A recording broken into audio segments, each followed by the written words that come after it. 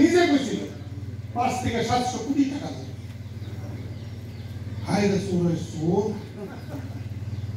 এই দুইটা স্টেশন ঠিক করতে একটা টাকা লাগছে 20 লাখ, আর একটা টাকা লাগছে 1 কোটি কয়েক টাকা।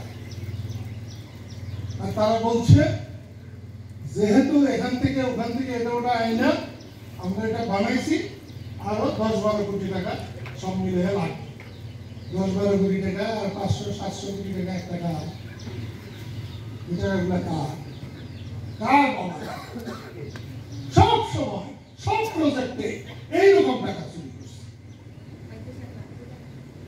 শেখ হাসিনার আশেপাশে যারা প্রত্যেকে চোর।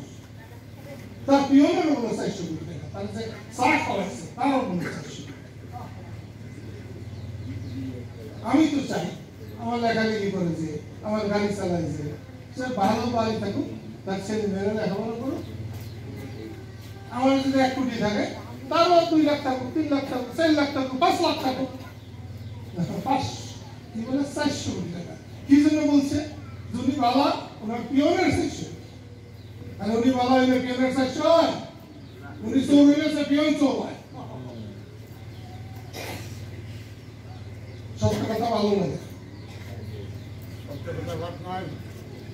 আমি সেই জন্য বলছি, সালমানকে বলছি, সবর সাহেব তোমাকেও বলছি, দল চালাতে পারলে চালাও সেভাবে, না পারলে কে যেন বললো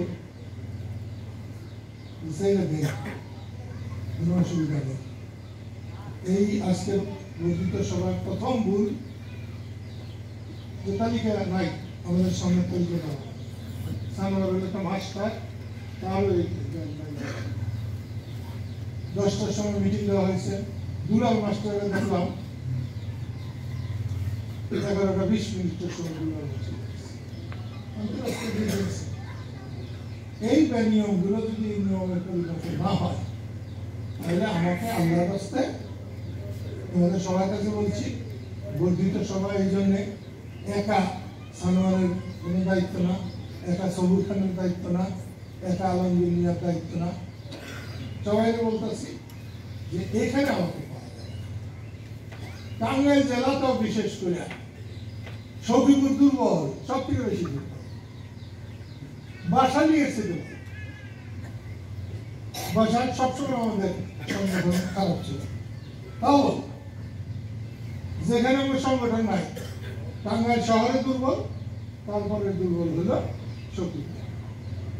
এটা ওই অফিস গরম করলে তাই না, ওটাও গরম করতে হবে, বাইরেও গরম। ওকে জানি বললো জামাতে 5টা মানুষ আছে না ওষুধ খাওয়ার মতো, এখন জামাতের অনেকগুলো আছে। নিশ্চয় কাজ করলে হবে, নিশ্চয়। আওয়ামী লীগ যে দোষে সর্বহারা হয়েছে, সরকার পতনের পর বিএনপি কিন্তু ওই দোষী করছে। জামাতরা কিন্তু বেবি ট্যাক্সি স্ট্যান্ড দখল করে নেয়, বাজার দখল করে চান্দা উঠায় নেয়, এটা কিন্তু বিএনপি করছে। আগে আওয়ামী লীগ যেখান থেকে চান্দা নিত, বিএনপি এখান থেকে চান্দা নেয়, হয়তো চান্দা বাড়িয়ে দিচ্ছে।